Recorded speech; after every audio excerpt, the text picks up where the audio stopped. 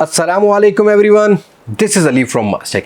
दोस्तों, क्या आप कंफ्यूज हैं कि Redmi Note 8 को बाय करें या Vivo S1? क्योंकि यहाँ इस रेंज के अंदर ये दो ऐसे फ़ोन हैं जो कि बाकी कंपटीटर्स को काफ़ी टफ टाइम देते हैं। तो जी हाँ दोस्तों, आज की इस वीडियो में हम बात करेंगे कि आपको यहाँ पर Vivo S1 की तरफ जाना है या लेना है Redmi Note 8 को। सो इस वीडियो को एंड तक देखिएगा, लाइक और शेयर जरूर कीजिएगा, और अगर आप मेरे चैनल पर नए हैं तो चैनल को सब्सक्राइब करना मत भूलिएगा।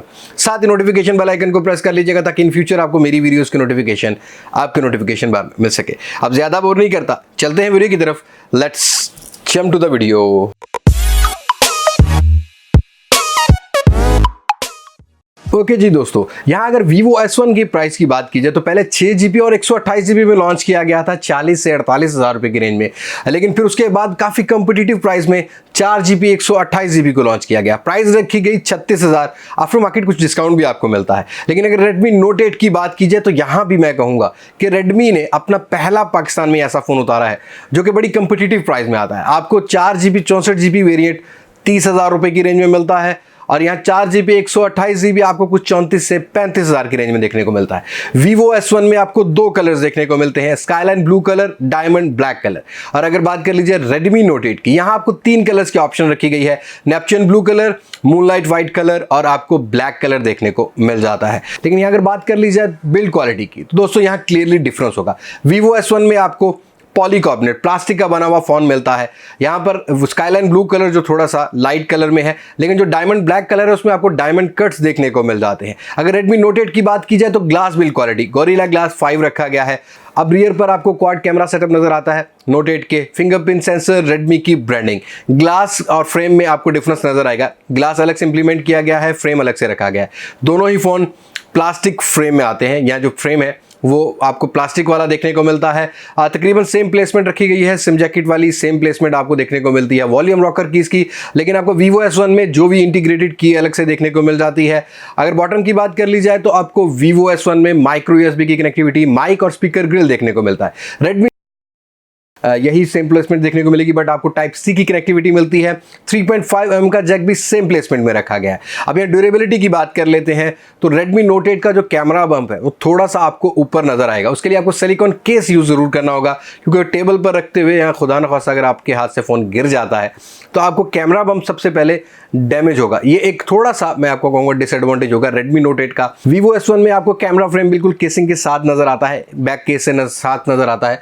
तो यहाँ जो Vivo है वो थोड़ा सा कैमरा बम के हिसाब से ड्यूरेबल होगा, लेकिन जो ग्लास बिल्ड क्वालिटी होती है, स्क्रैचेस कम देखने को मिलते हैं, फील ज़बरदस्त देखने को मिलती है। इवन यहाँ पर थोड़ी सी लुक जो है वो Redmi Note 8 की बेहतर निकल कर आती है। वेट में भी थोड़ा सा डिफरेंस होगा, थोड़ा सा ज़्यादा वेट कैरी करता है Redmi Note 8, लेकिन कॉम्पैक्ट साइज देखने को मिलता है। जी हाँ दोस्तों, अगर डिस्प्ले की बात कर ली जाए तो यहाँ पर आपको Redmi Note 8 में 6.3 इंचेस का IPS डिस्प्ले, 1080p का रेजोल्यूशन, 409 का आपको PPI देखने को मिलता है।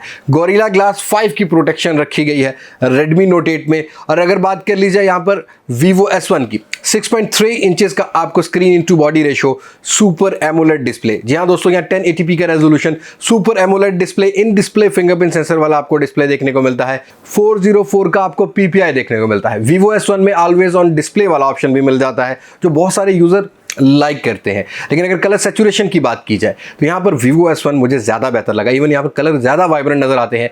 एमोलेड डिस्प्ले की वजह से Vivo S1 डिस्प्ले के हिसाब से Redmi Note 8 को क्लियरली बीट करता है। डे लाइट में दोनों ही फोन्स की विजिबिलिटी मुझे काफ़ी बेहतर रही, इंडोर लाइट में भी काफ़ी बेहतर रहे।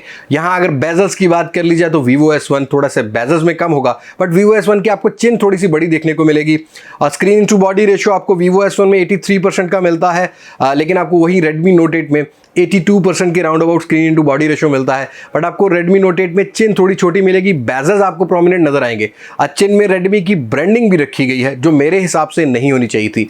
डिस्प्ले कैटेगरी में Vivo S1 इस रेंज का सबसे बेस्ट फोन होगा, बिकॉज यहाँ इस रेंज में कोई भी फोन, कोई भी ब्रांड हमें super AMOLED display, in display fingerprint sensor offer नहीं करता। तो डिस्प्ले कैटेगरी में Vivo S1, but build quality में कॉम्पैक्ट साइज होने की वजह से Redmi Note 8 मुझे काफ़ी पसंद आएगा। अब बात कर लेते हैं कुछ परफॉर्मेंस परफॉर्मेंस की, तो दोस्तों यहाँ पर आपको काफ़ी डिफरेंस देखने को मिलेगा।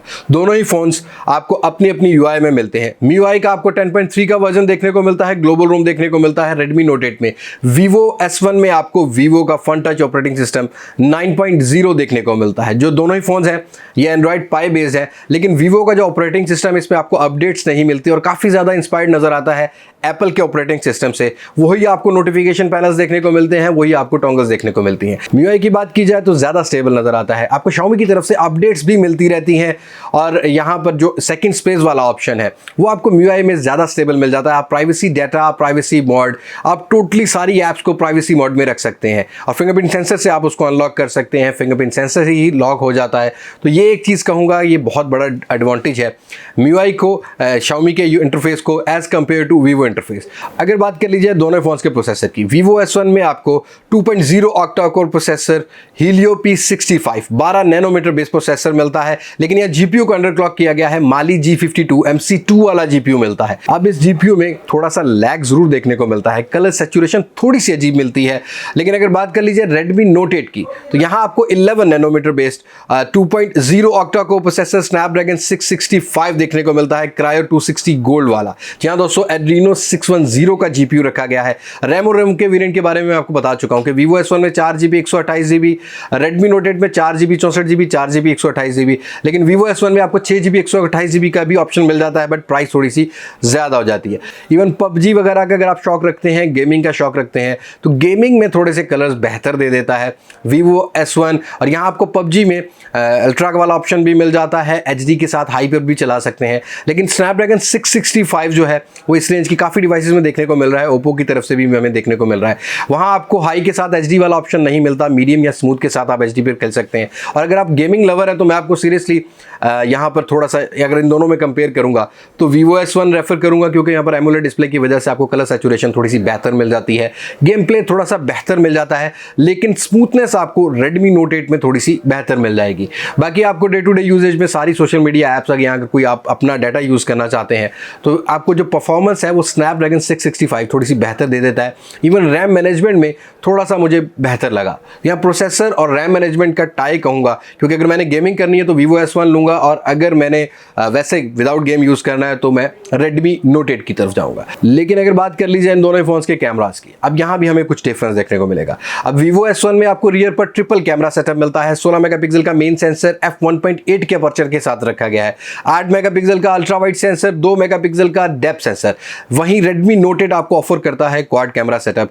रियर पर आपको मेन सेंसर आपको Samsung GM1 का देखने को मिलता है, 48 मेगापिक्सल का अपर्चर f1.8 का रखा गया है, 8 मेगापिक्सल का आपको अल्ट्रा वाइड सेंसर मिलता है, 2 मेगापिक्सल का डेप्थ सेंसर। और अगर आप मैक्रो शॉट्स लेना चाहते हैं तो आपको 2 मेगापिक्सल का यहाँ पर एक्स्ट्रा ऑप्शन मिल जाता है सेंसर्स का। रियर कैमरा में EIS की सपोर्ट मिलती है आपको Redmi Note 8 में। यहाँ रियर पर कोई भी स्टेबलाइजेशन नहीं मिलेगी आपको Vivo S1 में। इवन स्लो मोशन में भी मुझे Redmi Note 8 बेहतर लगा, 120 फ्रेम पर सेकंड पर भी रिकॉर्ड करता है 720p पिक्सल्स के साथ, और 240 फ्रेम पर सेकंड पर भी करता है। लेकिन Vivo S1 की कलर सैचुरेशन स्लो मोशन में भी बेटर नहीं रही। अगर पिक्चर्स की बात कर लीजिए तो डे लाइट में Vivo S1 थोड़ा सा compete करता है Redmi Note 8 को, लेकिन नाइट मोड में Vivo S1 के काफ़ी सारे कंपैरिजन मैं आपको अपने चैनल पर दे चुका हूँ। काफ़ी स्ट्रगल करता है रियर कैमरा। अगर यहाँ फ्रंट वाले कैमरा की भी बात कर लें तो यहाँ थोड़ा सा Vivo S1 बेहतर होगा, क्योंकि यहाँ आपको 32 मेगापिक्सल मिलता है सेल्फी कैमरा। Vivo S1 में आपको Redmi Note 8 में मिलता है 13 मेगापिक्सल का कैमरा। अब यहाँ प्रायोरिटी आपकी अपनी है, मुझे पर्सनली थोड़ी सी नेचुरल लुक पसंद आती है, लेकिन Vivo S1 काफ़ी बेहतर काम करता है। अगर आप Redmi Note 8 को भी लेना चाहें तो यहाँ पर उतनी बुरी आपको सेल्फी नहीं मिलेगी कि आप बिल्कुल ही सोचें कि Vivo S1 बेहतर नहीं काम करता या Redmi Note 8 नहीं करता। सैंपल्स कुछ स्क्रीन पर चल रहे होंगे, आपको अंदाज़ा हो जाएगा। पोर्ट्रेट शॉट में मुझे थोड़ा सा बेहतर लग रहा है Redmi Note 8। रियर का पोर्ट्रेट हो या फ्रंट का पोर्ट्रेट हो आपको काफ़ी बेहतर मिलता है। अगर यहाँ कैमरा ऑपरेटिंग ऐप की बात कर ली जाए तो मुझे MIUI का पर्सनल ऐप भी पसंद आता है, बिकॉज यहाँ पर काफ़ी सारी एक्स्ट्रा ऑप्शंस देखने को मिल जाती हैं। लेकिन Vivo फुल टाइम आपको यहाँ पर ब्यूटी मोड देता है। एवरी इन कंडीशन में आप किसी भी कंडीशन में खींचना चाहें तो आपको Vivo का ब्यूटी मोड, मतलब अगर आप पार्लर नहीं जाना चाहते तो आप Vivo से पिक्चर कैप्चर कर सकते हैं। कैमरा में भी आपको यहाँ पर रियर कैमरा में Redmi Note 8 क्लियरली बीट करता है Vivo S1 को। EIS इलेक्ट्रॉनिक इमेज स्टेबलाइजेशन मिलती है, 4K की वीडियो रिकॉर्डिंग मिलती है, स्लो मोशन Vivo S1 से बेटर मिल जाता है। लेकिन फिर भी कहूँगा सेल्फी में आपकी अपनी चॉइस है। Vivo S1 थोड़ा सा टफ टाइम देता है Redmi सीरीज़ के फ़ोन को, लेकिन चॉइस अप टू यू है। तो यहाँ कैमरा सेंसर में भी Redmi Note 8 नंबर ले जाता है। अब हम बात कर लेते हैं यहाँ पर इन दोनों ही फ़ोन्स के बैटरी की। जी हाँ दोस्तों, यहाँ हमें डिफरेंस देखने को मिलेगा। माइक्रो USB की कनेक्टिविटी है Vivo S1 में, 4500 mAh की बैटरी है, कुछ 2.25 घंटे ले जाता है। इसका चार्जिंग टेस्ट भी मेरे चैनल पर अवेलेबल है, लिंक आपको डिस्क्रिप्शन में मिल जाएगा। और अगर Redmi Note 8 की बात की जाए, टाइप C की कनेक्टिविटी है, but out of the box आपको 10 वाट का चार्जर मिलता है। आपको फास्ट चार्जिंग के लिए अलग से चार्जर लेना होगा, क्योंकि यहाँ आपको क्विक चार्ज 4 की सपोर्ट मिल जाती है। आप वैसे Qualcomm 3.0 भी चार्जर यूज़ कर सकते हैं। मैंने वैसे मंगवाया इसके लिए, इंशाल्लाह वेरी सून इसका जो टेस्ट है, चार्जिंग टेस्ट, वो मैं अपलोड कर दूंगा ताकि आप लोगों को सही गाइडलाइन मिल जाए। लेकिन अगर बैटरी बैकअप की बात की जाए तो यहाँ Vivo S1 जो है वो कम्पीट करता है Redmi Note 8 को। अगर कॉन्टिन्यूसली आप यूज़ करते हैं, ये भी डिपेंड करता है कि आप वाईफाई पे इंटरनेट यूज़ कर रहे हैं या सिम नेटवर्क पर यूज़ कर रहे हैं। अगर आप सिम नेटवर्क पर यूज़ करते हैं तो 6.5 से 7 घंटे टाइम देता है। अगर आप वाईफाई पे यूज़ करते हैं तो 2 घंटा 3 घंटा कुछ ज़्यादा दे देता है। Redmi Note 8 की अगर हम यहाँ पर बैटरी बैकअप की बात करें तो कुछ 7 से 8 घंटे देगा आपको वाईफाई पे, क्योंकि यहाँ ग्लास बिल्ड क्वालिटी है। थोड़ा सा हीटअप जब होने लगता है तो बैटरी जल्दी ड्रेन कर जाता है। और अगर बात कर लीजिए सिम नेटवर्क की, तो आपको 5 से 5.5 घंटे से ज़्यादा ये टाइम देने वाला नहीं है। तो यहाँ आपने ये नज़र रखना है कि आपको डे टू डे यूजेज में थोड़ा सा ज़्यादा बैटरी बैकअप अच्छा मिल जाता है Vivo S1 में। और अगर आप सेंसर की बात कर लें तो आपको यहाँ पर बायोमेट्रिक्स की बात कर ली जाए तो आपको Redmi Note 8 में रियर साइड पर मैनुअल फिंगरप्रिंट सेंसर, मैनुअल तो आपको Vivo S1 में भी मिलेगा, लेकिन इन डिस्प्ले फिंगरप्रिंट सेंसर मिलता है जो मेरे हिसाब से बिल्कुल बीट करता है Redmi Note 8 को। फेस अनलॉक दोनों ही फ़ोन्स का फास्ट नज़र आया। दोनों ही फ़ोन्स मैक्सिमम 1080p के रेजोल्यूशन को सपोर्ट करते हैं। यूट्यूब की वीडियोस भी आप देख सकते हैं। यहाँ पर आपको नेटफ्लिक्स भी देखना हो तो आप देख सकते हैं। अगर स्पीकर क्वालिटी की बात कर ली जाए तो यहाँ भी मुझे Redmi सीरीज़ के फ़ोन्स की स्पीकर क्वालिटी थोड़ी सी पसंद आती है, लेकिन यहाँ कहीं से भी कम नज़र नहीं आएगा। Vivo S1 साउंड क्वालिटी दोनों ही फ़ोन्स का बेहतर है। यहाँ पर नोटिफिकेशन लाइट आपको Vivo S1 में नहीं मिलेगी और आपको Redmi Note 8 में मिल जाएगी। ओके जी दोस्तों, अब ये था कंपैरिजन Redmi Note 8 का Vivo S1 से। या सीरियसली Vivo S1 अपने डिस्प्ले से इस रेंज के सारे फोन्स को कम्पीट करता है, बट यहाँ कैमरा में आपको कंप्रोमाइज़ करना पड़ेगा, थोड़ा सा परफॉर्मेंस में कंप्रोमाइज़ करना पड़ेगा। लेकिन अगर आप PUBG लवर है तो PUBG के लिए आप इस फ़ोन को बिल्कुल कंसीडर कर सकते हैं, क्योंकि यहाँ पर आपको अल्ट्रा वाला ऑप्शन भी मिल जाता है, हाई के साथ HD वाला ऑप्शन भी मिल जाता है, जो कि Redmi Note 8 में नहीं मिलता। और अगर आपको लॉन्ग लाइफ फ़ोन चाहिए, थोड़ा सा ज़्यादा लंबा चलाने के लिए, तो फिर आप Redmi Note 8 की तरफ जा सकते हैं, क्योंकि यहाँ प्राइस भी 4GB 64GB की आपको कुछ 30,000 मिल रही है। और 4GB 128GB को देखा जाए Redmi Note 8 की प्राइस को, तो फिर मैं जाऊंगा Vivo S1 की तरफ, क्योंकि यहाँ मुझे सुपर एमोलेड डिस्प्ले मिल रहा है और थोड़ी सी कलर सैचुरेशन बेटर मिल रही है, डिस्प्ले का साइज थोड़ा सा बड़ा मिल रहा है। तो आपकी क्या राय है? अगर आप यूज़ कर रहे हैं इन दोनों में से कोई भी फ़ोन, अपना एक्सपीरियंस कमेंट सेक्शन में शेयर कर सकते हैं। बाकी मेरी राय आपको मैं बता चुका हूं। और अगर आप बाय करना चाहते हैं इन दोनों में से कोई भी फ़ोन, वो भी आप बता सकते हैं कि आपको आज की वीडियो में ये चीज़ क्लियर हो गई कि नहीं होगी। सो आज की वीडियो में इतना ही है। उम्मीद करता हूं आप मेरी वीडियो को समझ गए होंगे। मुलाकात होगी आपसे अगली वीडियो में किसी नई अनबॉक्सिंग, किसी नए रिव्यू, किसी नए कंपैरिजन के साथ। तब तक मुझे दें इजाज़त। मैं हूं अली अब्बास मास्टेक से, पाकिस्तान पाइंदाबाद। अल्लाह हाफिज़।